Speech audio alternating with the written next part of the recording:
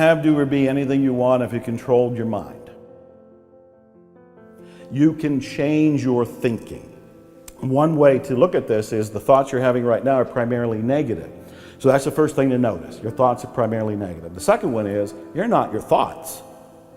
You are separate from your thoughts. And this is massive, earth-shaking news if somebody's hearing it for the very first time. There have been books that are called You Are Not Your Mind, You Are Not Your Brain. And what they're saying is these thoughts that we're having them. We're not them. If we can detach enough to go, oh, here comes that I'm not good enough thought again, and let it go by, we are one step removed from it. Now we've clipped off that energy that was causing us to feel bad because of that thought. So that's the second step, is to become aware that I'm not my thoughts. Third step is to start to generate what you do want to think. And this is where things like affirmations, positive thinking, positive statements, instead of saying I'm not good enough, begin to say I am good enough. Begin to say this can work out for me. If this material has worked for other people, why can't it work for me too? You know, I'm human, they're human, and you can start to rebuild your software of the mind, if you want, if you will. And these are all elements. And then there's, we can get into details like what you're going to tend to bring into your life are things that you think about a lot.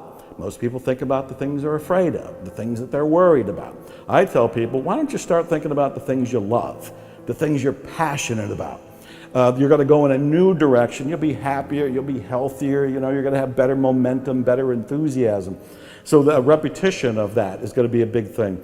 Emotion, going with those feelings of passion, is going to fuel you to go in a direction that you prefer. And actually having an image. And the image could be a graphical representation of what you want. It could be a house, it could be a car, it could be a job, it could be a pile of money, it could be spiritual awakening, whatever you can do. Because the brain, the reticular activating system in the brain, responds to repetition, imagery, and emotion. So all of this is in the direction of, it's like a condensed course on how to redirect your life, but becoming aware that you're not your thoughts, those negative thoughts, you can let them go. You can start to create new thoughts. You can actually aim where you want to go by choosing what you want, getting an image of what you want, fueling it with passion and love, and then you can start to create it almost organically and automatically. And why as humans do we tend not to do that? Where does this negativity come from? Is it an old survival instinct? That is exactly, you don't even need me to answer these questions. No. You already know.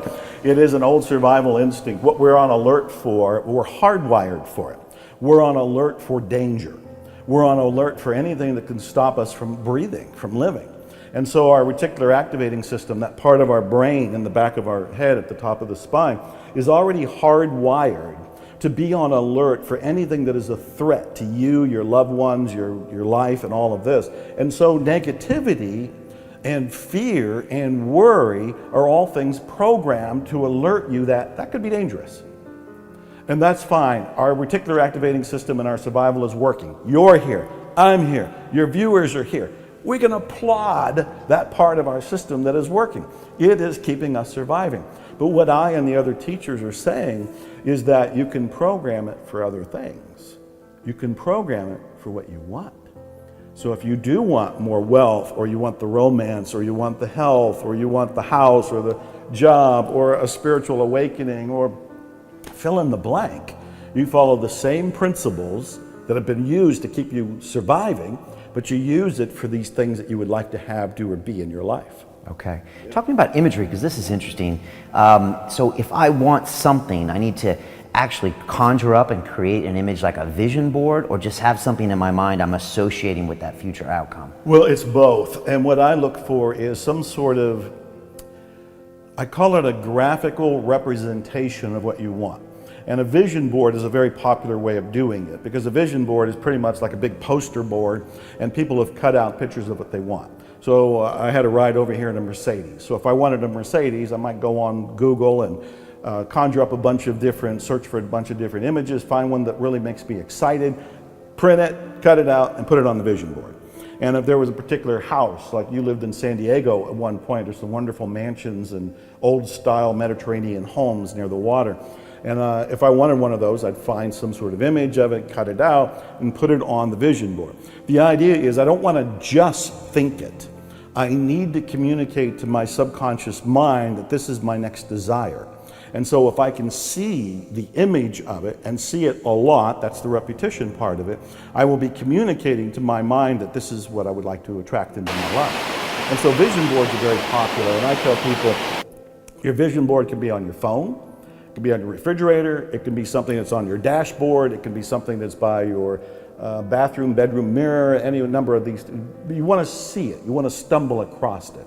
So it's not just thinking about it, because your mind can just go off in a different direction and bring you a different image. You need to be reminded of it. You want to put that up there and say, there's that house, there's that car, there's that bank account, whatever it happens to be. Okay. And should I have different images for different parts of my goals, like a house maybe, or a certain thing in my business, or a certain thing for my relationships, or my body, or? Yeah, that is a great question. There's mixed information on that. My own view is focus on one thing at a time. If you focus on one thing at a time, you are a missile, targeted and sending a powerful signal right into your subconscious mind. There's no confusion. It's like, I want this car. That's it. I don't think there's anything wrong with having like a master vision board and all the different things you were just referring to are there. So there could be the romance in the house and a boat and whatever it happens to be. It could be all on there. But I think it's wiser and more powerful, more effective, more efficient, and accelerated to pick one thing at a time. When I reflect over my own life and my greatest accomplishments, I believe they came when I was really focused. When I said, I'm writing this book, or I'm recording this music, or I'm going after this car, or I want this kind of awakening, and that was the primary focus, I would get it fast. His mind is only operating from previous programming. And the previous programming for virtually everybody is about lack and limitation, fear, worry, survival. Naturally so. That we're just trying to live here on the planet. But what I and other people are saying is, look, you can not only survive, you can thrive, you can prosper, you can have an exhilarating life. You just have to do a little work. And the little work is about looking at your beliefs, because my rule of thumb is you change your beliefs, you get a different reality.